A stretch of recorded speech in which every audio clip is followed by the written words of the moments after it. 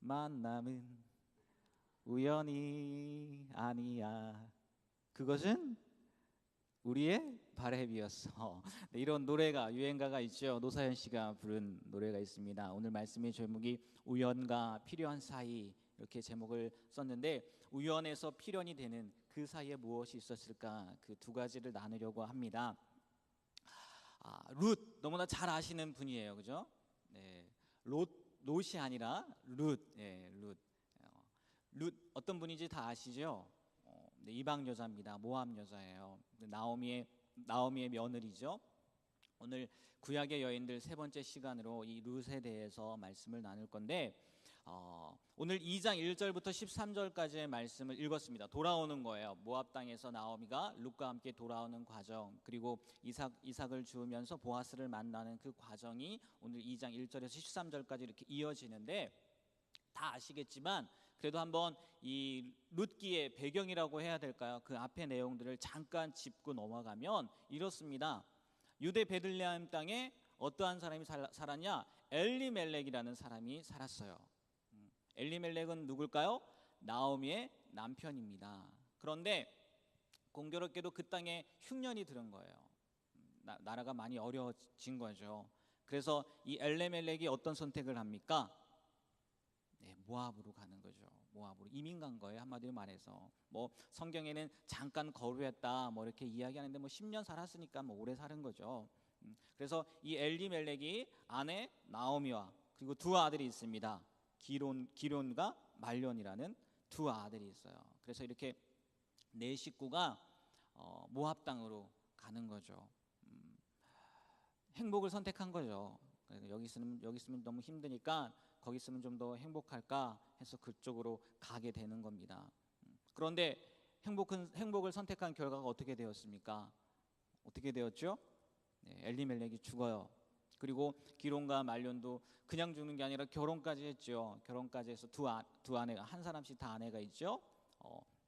그 아내 중에 한 명이 룻이고 또 다른 아내 모압 여인 한 명이 오르바라는 여인입니다.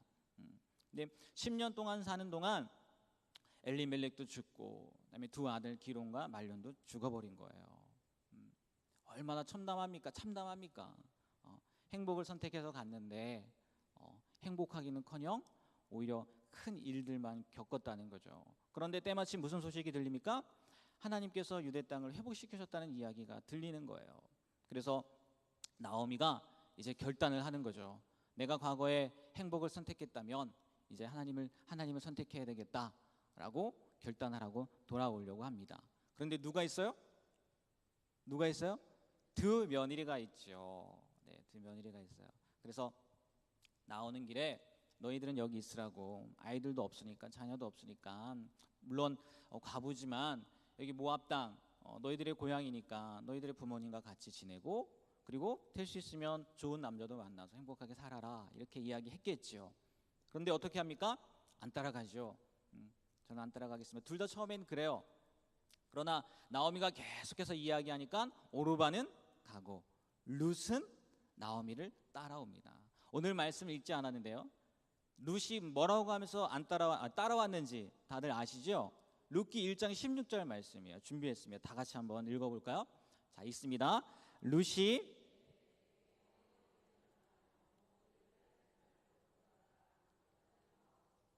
어머니께서 가시는 곳에 나도 가고 어머니께서 머무시는 곳에서 나도 머물겠나이다. 어머니의 백성이 나의 백성이 되고 어머니의 하나님이 나의 하나님이 되시리니. 아멘. 나오미가 아니죠. 룻의 고백이 참 멋지지 않습니까? 가지 말라고 하는 거예요. 그러면서 뒤에 하는 말이 뭐예요? 어머니의 하나님이 나의 하나님이 되고. 정말 멋진 고백을 하는 거죠. 과거 엘리멜렉은 행복을 택해서 갔다면 지금 룻은 뭐요? 하나님, 믿음을 택했다는 거겠죠. 10년 동안 그 사이에 어떠한 일이 벌어졌는지 모르겠지만 이 말씀으로 보면 틀림없이 룻에게 뭐가 들어간 거예요? 믿음이 들어간 거죠. 신앙이 들어간 거죠. 하나님이 들어간 거죠. 그러니까 이렇게 담대하게 고백을 한 거겠죠. 어머니의 하나님이 나의 하나님이 될 겁니다. 가라고 하지 마십시오. 그래서 나오미가 못 말리겠구나 하고 같이 오는 거죠. 같이 유대 베들레헴으로 다시 오는 겁니다. 그게 오늘 말씀 이제 이어지는 내용입니다. 그런데요, 이게 글로 우리가 이제 성경이니까 글로 표현되어 있어 쉽게 이제 읽어 내려가는 거지만 정말 이 나오미의 선택도 그렇고 특별히 룻의 선택은 말 못한 일들이 많이 숨겨져 있다는 거죠. 특별히 오늘 2절에 보면 이제 왔어요. 유대 베들레헴 땅으로 왔습니다. 2절에 룻이 이렇게 이야기합니다. 뭐라고 이야기합니까? 모압 여인 룻이 나오미에게 이르되 원하건대 내가 밭으로 가서 내가 누구에게 은혜를 입으면 그를 따라서 이삭을 줍겠나이다. 이렇게 이야기를 해요. 이삭을 줍겠다는 거죠. 그런데 1장 22절 말씀에 보면 보리추수 시작할 때, 뭐 하나님의 은혜죠. 그것도 보리추수 시작할 때였으니까. 하지만 지금 룻이 고백한 것처럼 이 보리추수 시작할 때랑 나오미와 룻은 아무 상관이 없다는 거예요. 믿음을 택해서 이제 다시 고향으로 돌아왔지만 이 보리추수하는 거랑 룻과 나오미하고는 아무 상관이 없었다는 거죠. 왜요? 땅도 없습니다. 그렇죠? 땅도 없어요. 그리고 돈도 없어요. 이삭을 주우러 간다고 하는 거 보면 돈도 없는 거죠. 감사한 것은 그래도 머물 집이 있었다는 거, 그거 하나 뭐 감사할 조건이라고 해야 될까요? 아무런 자기들과의 상관없는 뭐 말로 보리추수 시작할 때지만 그랬기 때문에 뭐 그래도 뭐 이게 하나님의 은혜라고 생각해서 룻이 이삭을 줍는다고 간다고 이야기를 하지만 이게요 굉장히 큰 결단이고요. 그리고 어떠한 일을 겪을지 모르게 되는 그런 심각한 결단일 수도 있다는 거예요. 왜냐? 이 룻기의 배경이 언제인지 아십니까? 언제일까요? 사사시대예요. 사사시대를 특징 짓는 말씀이 한 구절이 있습니다. 그게 어떤 말씀인지 아십니까? 그때 왕이 없으므로 자기들 마음에 맞는 대로 행동했다는 거예요. 한마디로 하나님을 인정하지도 않았다는 거죠. 하나님을 왕으로 모시지도 않았다는 거예요. 그걸 극단적으로 보여주는 말씀이 어디냐? 사사기 19장에 있는 말씀이에요. 여러분 사사기 19장에 누가 등장하는지 아십니까? 이름 모를 레위인이 등장해요. 아마 성경을 아시는 분들은 다 대충 아실 겁니다. 근데 이 레위인에게 누가 있을까요? 누가 있어요? 첩이 있어요. 첩. 아내가 아니라 첩이 있다고요. 아니죠. 아내도 있고 첩도 있는 거죠. 레위인이 어떤 사람인데요? 네, 성전에서 일하는 사람이에요. 성전에서 봉사하는 사람이라고요. 물론 뭐 그 이후에 이제 왕들도 두 여자가 뭡니까? 수많은 여자들을 거느리긴 하지만 하나님은 그걸 기뻐하지 않는단 말이에요. 근데 성전에서 봉사해야 할 레위인조차도 누가 있다고요? 첩이 있어요. 자기들 소견에 오른 대로 그냥 하는 거죠. 그런데요, 그 19장 말씀에 보면 이 첩이 무엇을 하는 줄 아십니까? 행음을 해요. 이 첩이 또 바람을 핀 거예요. 그래서 자기 땅으로 갑니다. 그 땅이 어느 땅인가 봤더니 유대 베들레헴, 유대더라고요. 유대. 그러면 뭐 모르겠어요. 정말 사랑했다고 하면 바람 나서 행음을 하고 이제 어떻게 될지 몰랐으니까 도망간 거잖아요. 정말 사랑했다면 어떻게 해야 돼요? 가서 뭐 괜찮다, 와라, 내가 그래도 너를 사랑한다 이렇게 해야 될 것 같은데 4개월을 아무 일 없이 지내다가 갑자기 생각이 났나 봐요. 찾아갑니다. 네, 그 첩을 찾아가요. 그리고 데려오려고 하죠. 근데 그 장인어른이라고 내가 표현할게요. 장인어른이 보냅니까? 안 보냅니까? 안 보내요. 3일을 있는데도 안 보냅니다. 야, 조금만 더 있다 가라. 좀만 더 있다 가라. 그래서 마지막 5일째 되는 날 가게 되죠. 5일째 되는 날, 그것도 늦은 시간에 출발을 합니다. 에브라임 땅으로. 근데 너무 늦게 출발해서 어떠한 일이 벌어집니까? 해가 지잖아요. 해가 진다고요. 그래서 지금 하인과 그 첩과 머물 곳을 찾는데 머물 곳이 쉽지 않죠. 그 당시에. 그래서 기브아 땅인가요? 기브아 땅. 기브아 땅에 머물려고 합니다. 맞죠? 기브아 땅 머물려고 한다고요. 근데 무슨 일이 일어납니까? 아무도 맞이해 주질 않는 거예요. 일부러 광장에 있었는데도. 그 당시의 문화가 뭐냐? 나그네들 잘 대접하는 문화가 있었단 말이에요. 그런데도 맞이하지 않아요. 늦지막하게 누가 맞이합니까? 같은 고향 출신이에요. 에브라임 노인이 맞이해서 식사하러 들어가죠. 쉬러 들어가죠. 그때부터 사단이 생기는 거죠. 어떠한 일이 일어납니까? 동네 불량배들이 와가지고 그 남자, 여자도 아니에요. 이 레인을 내놓으라고 하는 거예요. 뭐 하려고? 성경에 보니까 내가 상관하리라 이게 나와요. 동성애한다는 거예요. 남색한다는 거죠. 그러한 일들이 일어나는 거예요. 안 내주려고 하죠. 노인이 아니다. 여기 내 딸이 있다. 그리고 첩이 있다. 그러니까 이 사람과 해라. 그러다가 결국은 첩이 어떻게 됩니까? 죽게 돼요. 그 사람들에 의해서, 동네 사람들에 의해서 죽게 되는 거죠. 그 일을 겪고 나서 이 레인이 어떠한 일을 합니까? 돌아가서 그 시체를 토막내서 12곳에 다 보내죠. 지역에. 그 일로 말미암아 지금 저기 베냐민 지파에 속한 땅이었으니까 베냐민 지파가 다 죽고 남자 600명만 남는 사건이 일어났을 때가 이 당시라는 거예요. 사사시대라는 거예요. 그러니까 이 모압 여인, 이방 여인입니다. 좋아하지 않아요. 좋아하지 않다고요. 그런데 그 여인이 홀몸으로 혼자서 지금 이삭을 주우러 간다는 거예요. 분명한 것은요, 이 당시 사사시대이지만 특별히 레위기를 통해서, 신명기를 통해서 하나님이 명확하게 뭐라고 말씀하고 있냐면 레위기 19장 9절에서 10절 말씀 한번 볼까요? 다 같이 한번 읽어보겠습니다. 너희가 너희의 땅에서 곡식을 거둘 때 너는 밭 모퉁이까지 다 거두지 말고 내 떨어진 이삭도 줍지 말며 내 포도원의 열매를 다 따지 말며 내 포도원에 떨어진 열매도 줍지 말고 가난한 사람과 거류민을 위하여 버려두라. 나는 너희의 하나님 여호와이니라. 하나님께서 말씀하신 거예요. 이스라엘 백성들에게. 또 23장 레위기 23장 22절입니다. 다 같이 한번 읽어볼까요? 자, 시작. 너희 땅에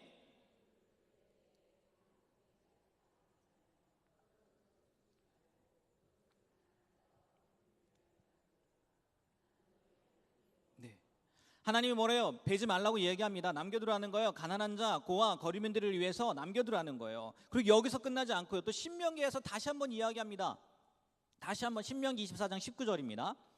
내가 밭에서 곡식을 벨 때 그 한 뭇을 밭에 잊어버렸거든 다시 가서 가져오지 말고 나그네와 고아와 가부를 위하여 남겨두라. 그리하면 내 하나님 여호와께서 내 손으로 하는 모든 일에 복을 내리시리라. 분명히 계속해서 하나님이 말씀하고 약속했지만 사사시대가 어떤 시대라고요? 자기 소견에 좋은 대로. 그러니까 룻기 시대의 백성들은요 아마도 이 규정을 무시했을 수도 있을 거라는 거죠. 사사시대라는 것을 생각해 보면 아마 여호수아가 죽은 뒤 백성들은 가나안 땅에 정착하고 그리고 안정되고 또 번영된 삶을 누리자 오히려 하나님의 율법을 무시하고 자신의 소견대로 사사기에서 이야기하는 것처럼 사리사욕 그것을 취하는 그런 모습으로 살았을 거라는 거죠. 그러니까 뭐 당연히 가난한 사람들, 뭐 고아들, 가부들 이 율법의 혜택을 하나님이 말씀하신 율법의 혜택을 못 누렸을 가능성이 있다는 거죠. 어쩌면 이삭 줍는 것조차도 막았을 수도 있을 거라는 거죠. 더군다나 룻 어디 여자라고요? 모압 여자라, 이방 여자예요. 이스라엘 사람들이 또 모압에 대해서 좋지 않은 감정들을 갖고 있는 것을 보면 결코 이삭 줍기가 쉬운 일이 아니었을 거라는 거죠. 그럼에도 불구하고 지금 룻이 뭐라고 얘기합니까? 나 이삭 주우러 갈게요, 어머니.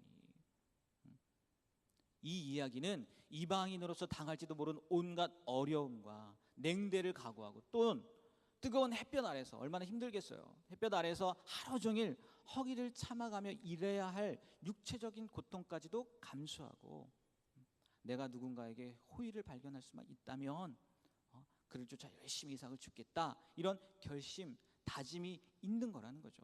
그냥 단순히 힘드니까 이삭 주우러 가는 거 당연한 거 아니야? 아니라는 거죠. 성경에는 이삭 줍겠습니다 라고 그렇게 그냥 말 한마디 나와 있지만 그 사이에는요 룻의 말 못할 고민들, 룻의 말 못할 걱정들도 숨어 있다는 거죠. 그럼에도 불구하고 시어머니를 위해서 이삭 주러 나가겠습니다라고 고백한 룻, 아니 그리고 정말 나간 룻, 괜찮은 여자죠. 정말 괜찮은 여자죠. 그래서요, 하늘도 이 룻의 효성을 알았는지 이삭을 주울 수 있는 장소를 발견하게 하죠. 성경에는 그 밭의 주인이 누구라고 나와 있냐면 엘리멜렉의 친족 보아스, 그러니까 시아버지의 친척이라는 거죠. 친족 보아스에 속한 밭이라고 이야기하는 거죠. 그리고 1절에 보면, 오늘 2장 1절 말씀에 보면 보아스를 이렇게 설명합니다. 유력한 자라고 설명해요. 유력한 자. 이게요, 단순히 돈이 많고 재물이 많은 그 사람만을 의미하는 게 아니더라고요. 어떠한 사람이냐? 재물이 많을 뿐만 아니라 도덕적으로 존경받는 인물이라는 거예요. 그리고 그 지방에서 어느 정도 영향력을 행사하는 사람임을 보여주는 단어라는 거예요. 그러니까 보세요, 도덕적으로 존경받을 만한다는 얘기는 하나님 말씀대로 산다는 거잖아요. 그러니까 그 밭에서 이삭을 주울 수 있었겠죠. 사사 시대임에도 불구하고, 자기 마음대로 행동하는 시대임에도 불구하고 이 보아스의 밭, 그 밭을 발견하고 가서 정말 자유롭게 이삭을 줄 수 있게 되었다는 거죠. 그런데 밭에서 일하는 것뿐만이 아니라 무슨 일이 일어나냐면 보아스가 그 밭을 지나는 거예요. 그리고 사람들에게 인사까지도 하는 거죠. 잘 지내느냐, 평안하냐, 뭐 이렇게 인사까지도, 일하는 사람들에게 인사까지도 했다는 거예요. 또 룻을 바라보고 룻에게 뭐까지 혜택까지 준다는 거죠. 이 보아스가 이삭을 주우러 다른 밭으로 가지 말고 보아스의 소녀들, 곡식을 단으로 묶는 그 여자들과 함께 있고, 목이 마르면 물도 그냥 마시라는 거예요. 아마 룻에게는 이 보아스를 만난 것이 하나님의 얼굴을 본 것과 같지 않았을까, 하나님을 만난 것과 같지 않았을까, 그런 생각이 들었을 거예요. 그래서 10절을 보면 이렇게 룻이 표현합니다. 룻이 엎드려 얼굴을 땅에 대고 절하며 그에게 이르되 나는 이방 여인이거늘 당신이 어찌하여 뭘 베푼다고요? 내게 은혜를 베푸시며 나를 돌보시나이까, 이렇게 고백했다는 거죠. 그런데 여러분, 오늘 제목에서도 살짝 표현하긴 했지만 이방 여인 모압 여자 룻과 베들레헴의 유력자 보아스와의 만남의 과정에 보면 눈에 띄는 두 가지 단어가 있다는 거예요. 두 단어가 3절과 4절입니다. 3절과 4절. 우리 다 같이 한번 큰 목소리로 한번 읽어보도록 하겠습니다. 시작. 룻이 가서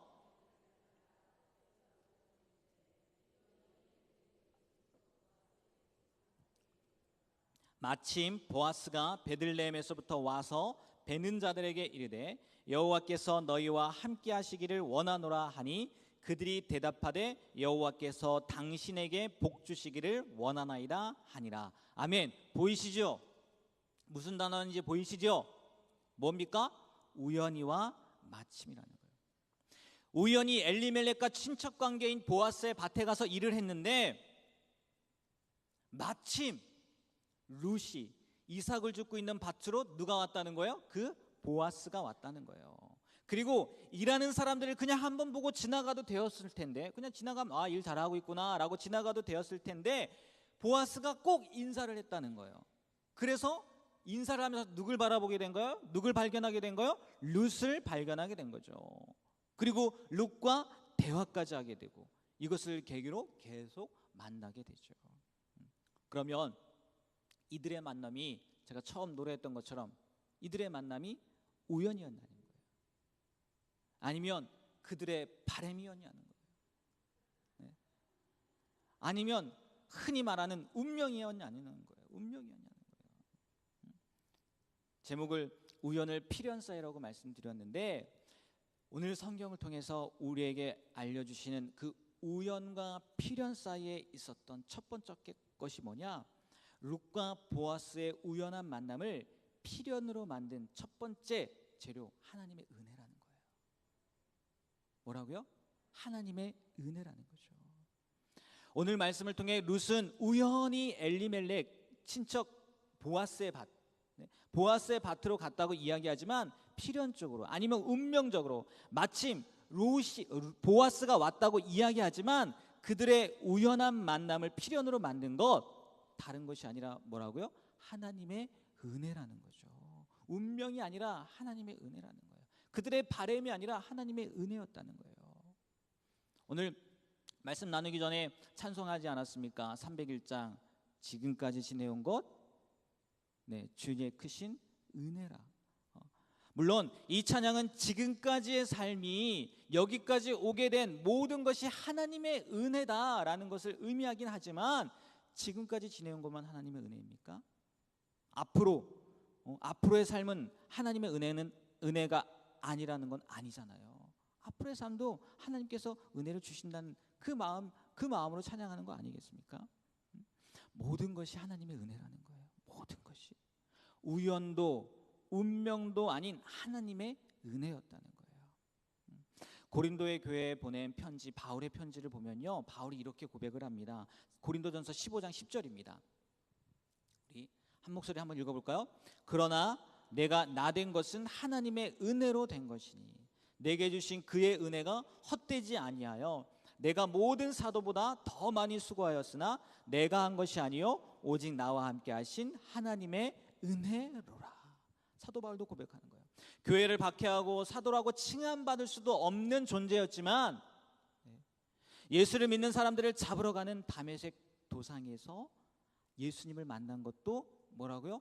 하나님의 은혜였고, 죽을 수밖에 없고 죄값을 치를 수밖에 없는 내가 사도 바울이 사도로서 섬길 수 있게 된 것 우연이나 운명도 아닌 뭐라고요? 하나님의 은혜였다는 거예요. 그리고 자기가 그렇게 하나님의 사역을 할 수 있었던 것도, 심지어 다른 사도들보다 더 많이 수고한 것도 그 모든 것이 무엇이었기 때문에 할 수 있었던 거라고요? 하나님의 은혜가 있었기 때문에. 자기의 능력이 많아서 다른 사람들보다 뛰어나서 말 그대로 바리새인 중에 바리새인이요, 가말리알 문화에 있어서 그렇게 크게 쓰임 받았다는 게 아니에요. 무엇 때문에 이렇게 자기가 쓰임 받을 수 있었다고요? 하나님의 은혜 때문에. 사도 바울뿐만이 아닐 거예요. 여러분, 우리도 마찬가지잖아요. 우리도 틀림없이 무엇으로 사는 사람들일까요? 하나님의 은혜로 사는 사람들이에요. 정말입니다. 어떻게 하다 우연히 여러분들이 지금 이 자리에 앉아 계신 게 아니에요. 이렇게 살 수밖에 없는 필연적 존재로 지어진 것도 아니에요. 운명적 존재로 여기까지 오게 된 것도 아니라는 거예요. 무엇 때문에 여기까지 오게 된 거라고요? 하나님의 은혜 때문에. 그리고요, 우리의 앞으로 우리의 삶 가운데에서도요, 하나님의 은혜가 계속 함께 하실 거고요, 그래야만 한다는 거죠. 안 그렇습니까? 룻은 우연히 지나갔다고 하고 마침 보아스가 거기 있다고 하지만 그 이면에 뭐가 있었다고요? 하나님의 은혜가 있었다는 거죠. 그런 의미에서요, 우리가 이 불꽃교회라는 공동체 이 안에 속하게 되고 만나게 되었다는 것, 그것도 뭘까요? 하나님의 은혜라는 거예요. 옆에 한번 바라보십시오. 옆에 있는 분들 그냥 만나게 된 분들이 아니라는 거예요. 누굴 통해서요? 하나님을 통해서, 하나님의 은혜를 통해서 만나게 된 분들이라는 거죠. 한번 인사해 볼까요? 네, 권사님을 만난 것이, 집사님을 만난 것이 하나님의 은혜군요. 네, 맞습니다. 여러분을 만난 게 정말 하나님의 은혜입니다. 은혜라는 거죠. 혹시 여러분을 힘들게 하는 분들을 만나셨습니까? 그것도 하나님의 은혜일까요? 네. 그래서 이것도 하나님의 은혜인가요? 라고 궁금해하십니까? 네, 은혜입니다. 네, 은혜예요. 나를 성숙시키기 위한 하나님의 계획이 있기 때문이라는 거죠. 나를 힘들게 하는 사람을 만난 것도 뭐라고요? 하나님의 은혜라는 거예요. 우리 고린도전서 10장 31절에 보면 무엇을 하든 다 하나님의 영광을 위하여 하라라는 이런 말씀이 있는데, 저는 이렇게 추가하고 싶어요. 성경에 더하거나 빼지 말라고 했는데 저는 이렇게 추가하고 싶어요. 무엇을 하든 어디에 있든 누구를 만나든 어떤 일을 겪든 하나님의 은혜를 생각하십시오라고 권면하고 싶습니다. 정말 그렇습니다. 하나님의 은혜예요. 하나님의 은혜예요. 좀 있으면 식사 시간인데 제가 오늘도 하나님의 은혜를 경험했습니다. 무슨 은혜를 경험했냐? 제가 배가 너무 아픈 거예요. 아침부터 이 장염 증세가 있어서 그런가. 그래서 계속 화장실을 왔다 갔다 하고 걱정이 되는 거예요. 설교를 해야 되는데 아유, 설교하다가 화장실 가면 어떡하지? 고민도 했습니다. 만약에 그러면 어떻게 해야 되지? 전도사님을 불러서 찬양을 좀 인도해 달라고 해야 되나? 아니면 기도를 하고 가야 되나? 이렇게 고민을 하고 있었어요. 그런데 권사님이 여기 계시죠? 박인준 권사님이 잠깐 들려서 이렇게 떡을 갖다 주셨어요. 떡을 갖다 주셨는데 다른 사람들은 맛있게 먹었죠. 저는 떡을 먹을 수 있었을까 없었을까요? 없었어요. 그런데 대신에 뭘 했는지 아십니까? 따뜻하더라고요. 배에 갖다 대서. 배에 갖다 대서. 하나님의 은혜입니다. 하나님의 은혜. 네. 제가 이렇게 배가 아플 줄 어떻게 알았겠어요. 그리고 따뜻한 떡을 남들은 먹는 것으로 사용했지만 저는 약으로 사용했다니까요. 하나님의 은혜라는 거죠. 모든 게 하나님의 은혜입니다. 하나님의 은혜. 네. 기억하셨으면 좋겠어요. 모든 게 다 뭐라고요? 하나님의 은혜예요. 자, 그렇다면 다음으로 우연과 필연 사이에 있었던 두 번째 것이 무엇일까? 우리 먼저 7절 말씀 한번 읽어볼게요. 7절 말씀 있습니다. 그의 말이 나로 베는 자를 따라 단 사이에서 이삭을 죽게 하소서 하였고 아침부터 와서는 잠시 집에서 쉰 이에 지금까지 계속하는 중이니이다. 우리 11절도 한번 읽어볼게요. 보아스가 그에게 대답하여 이르되 내 남편이 죽은으로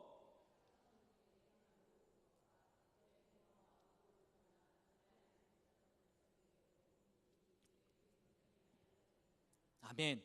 7절은 함께 밭에서 일하는 사람들을 관리하는 사환에게 보아스가 야 룻이 누구냐? 저 여자 누구야? 라고 물으니까 사환이 누구에게 이야기하는 겁니까? 보아스에게 이야기하는 거예요. 7절 말씀 다시 한번 보여주시겠어요? 보아스에게 사환이 이야기하는 겁니다. 단사에서 이삭을 죽게 해달라고 했는데 어떻게 했다고요? 아침부터 와서는 잠시 집에서 쉰 후에 지금까지 일하고 있네요 라고 이야기했다는 거예요.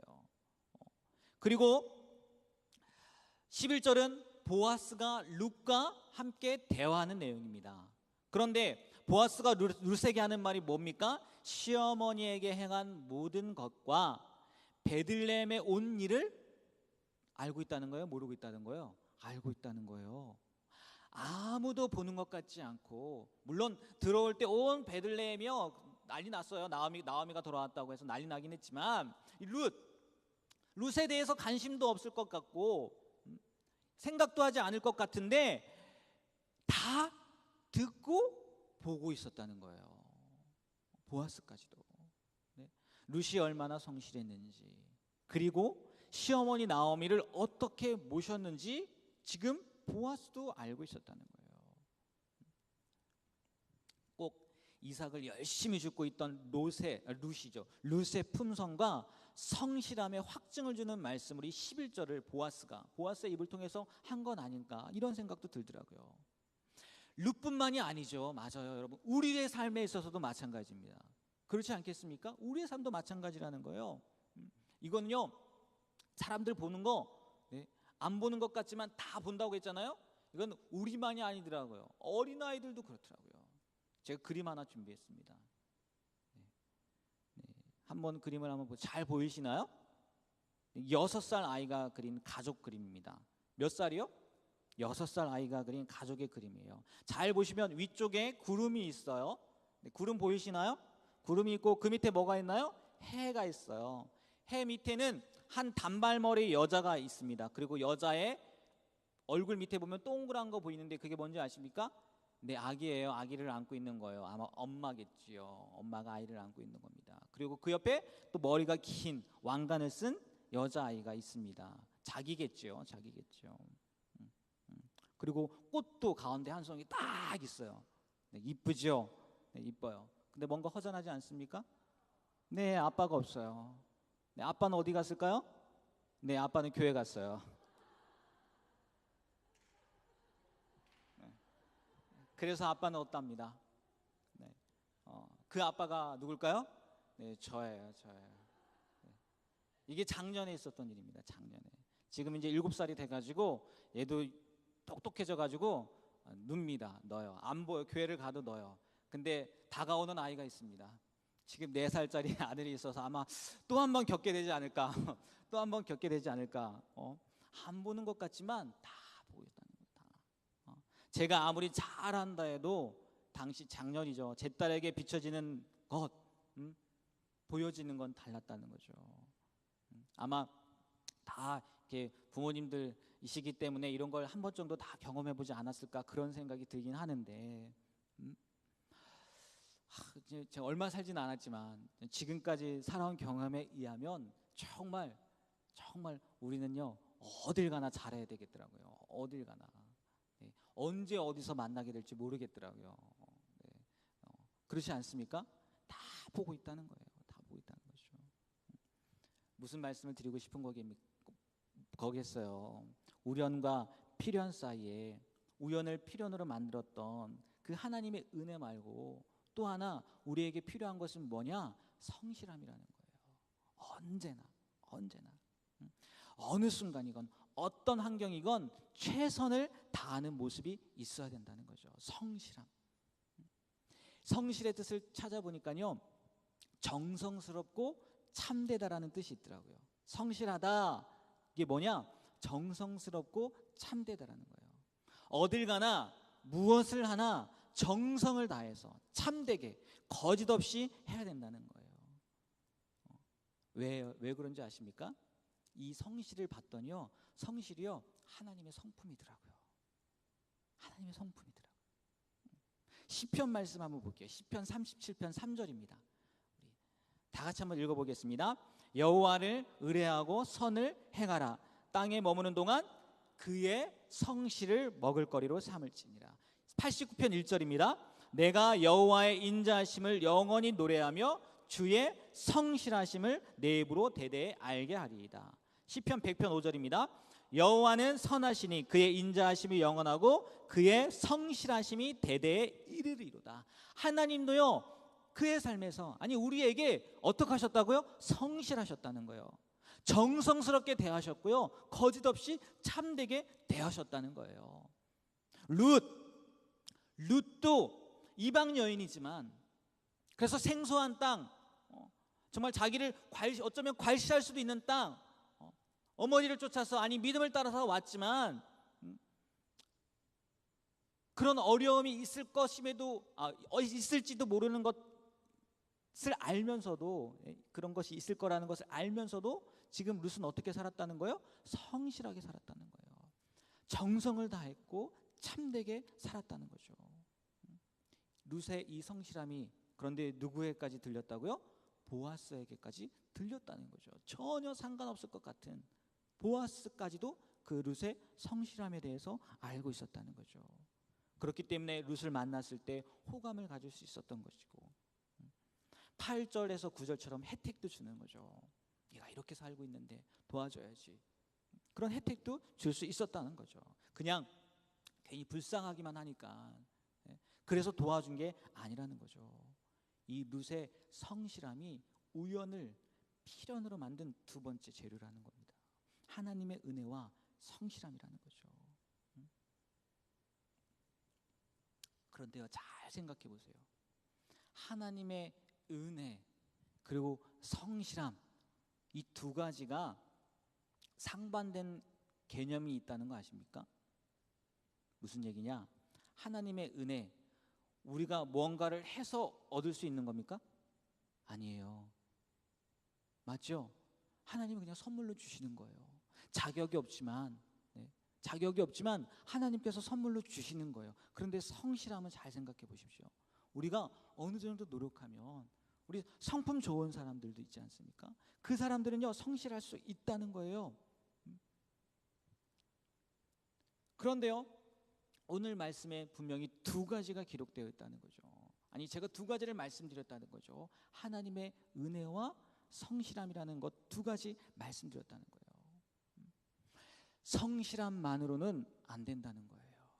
아무리 성실해도요, 아무리 열심히 해도요, 성실함만으로는 부족함이 있다는 거예요. 그러면 하나님께서 왜 이 성실함만으로는 안 되게 만드셨냐는 거예요. 제가 서두에 그 얘기했습니다. 행복을 선택했다고 했어요. 엘리멜렉이 행복을 선택했다고요. 그래서 모압 땅으로 갔어요. 자, 모르겠습니다. 뭐 성경에 기록되어 있지 않았으니까 기록되어 있지 않아서 모르겠지만 분명히 그 땅 가운데 가서요 대충 살지는 않았을 거라고요. 그렇지 않습니까? 대충 살았을까요? 네. 여러분 이민 가는 사람들 한번 생각해 보십시오. 대충 살라고 이민 갑니까? 물론 돈이 많아가지고 뭐 이렇게 진짜 뭐 편하게 지내려고 하는 사람도 있을 수 있겠지만 대충 살려고 이민 가는 거 아니잖아요. 정말 열심히 살려고 하는 거고, 그리고 또 행복하기 위해서 거기 가면 좀 더 행복하겠지 라는 생각들이 있으니까 떠난 거 아닙니까? 그런데 그 땅 가운데 어떠한 일이 일어나요? 네? 엘리멜렉 죽어버리죠. 기름과 말년도 죽죠. 성실함만으로는 안 됐다는 거예요. 성실함만으로는. 거기에 뭐가 들어가야 된다고요? 하나님의 은혜가 들어가야 된다는 거예요. 만약 성실함만으로 좀 더 쉽게 인간의 노력으로 다 이룰 수만 있다면 하나님이 필요할까요? 필요하지 않을까요? 안 필요하죠. 안 필요해요. 그래서요 누가 되었든지 간에 하나님께서 하나님을 필요하게 만들어 놓으셨다는 거죠. 성실함만으로는 안 되는 무언가가 있게 하셨다는 거예요. 그걸 깨달으라고. 뭐가 있어야 된다고? 하나님의 은혜가 있어야 된다는 거. 여러분 한번 주위를 한번 둘러보십시오. 아니면 신앙생활하는 많은 분들을 보십시오. 뭐 전부라고는 할 수는 없겠지만 자기는 뭔가 부족한 것이 하나도 없다는 사람, 나는 부족한 것이 하나도 없습니다 라는 사람 예수 믿기 쉬울까요? 어려울까요? 쉽지 않아요. 쉽지 않아요. 특별히요 자기 의가 강한 사람들 있지 않습니까? 정말 쉽지 않아요. 내가 도덕적으로 정말 남들보다 너무 뛰어나게 살고 흠되지 않게 살고 떳떳하게 살고 어딜 내놔도 법에 저촉되는 삶을 살지 않았고 자기 의가 강한 사람 있잖아요. 복음이 안 들어가요. 복음이 안 들어가요. 내가 정말 정직하게 살았다는 거죠. 부족함 없이 정말 떳떳하게 살았다는 거죠. 하지만 반대로 죄 많다고 하는 사람들 보십시오. 문제가 있다고 생각하는 사람들 보세요. 믿게 된다는 거죠. 쉽게 믿게 된다는 거죠. 내가 정말 나의 힘으로 할 수 없는 거구나. 이런 것을 깨달으니까 누가 필요한? 하나님이 필요한 거구나. 알게 된다는 거죠. 뭔가 부족함을 느끼고 자신은 아무것도 할 수 없다는 것을 아는 사람은 복음을 받아들이거나 아니면 받아들이지 못한다 할지라도 생각이라도 해보게 된다는 거죠. 그런 의미에서요 이 자리에서 예배하고 있는 여러분 또 저 정말 복된 사람이잖아요. 그렇지 않습니까? 아마 여러분들도 나름대로 성실하게 살으셨을 거예요. 열심을 다해서 살으셨을 거예요. 그런데 거기에 뭐가 더해져서 이 자리에 온 겁니까? 하나님의 은혜가 더해져서 이 자리에 오게 된 거죠. 룻도요 나름대로 정말 성실히 사는 거죠. 보아스가 인정할 정도니까, 다른 사람들이 인정할 정도니까. 필요합니다. 우연을 필연으로 만들기 위해서 이 성실함 중요해요. 그런데 무엇보다 이 성실함보다 더욱더 중요한 게 뭐라고요? 하나님의 은혜라는 거예요. 하나님의 은혜. 이것을 기억하셨으면 좋겠어요. 구약 성경 속 여인에 대해서, 오늘은 룻에 대해서 말씀을 나눴는데, 우리가 정말 우리 될 수 있는 것, 성실함 필요하지만 당연한 겁니다. 그 위에 뭐가 더해져야 된다고요? 하나님의 은혜가 더해져야 된다는 거예요. 그래서 정말 이 두 가지 재료를 가지고, 성실함과 하나님의 은혜라는 이 두 가지 재료를 가지고 언제든지 우리에게 찾아올 우연을 분명히 찾아오게 될 겁니다. 그 우연을 필연으로 만드시는 저와 여러분 되었으면 좋겠어요. 그리고요 이걸로 끝나지 않고 한 가지 더 부탁드리고 싶은 건 뭐냐?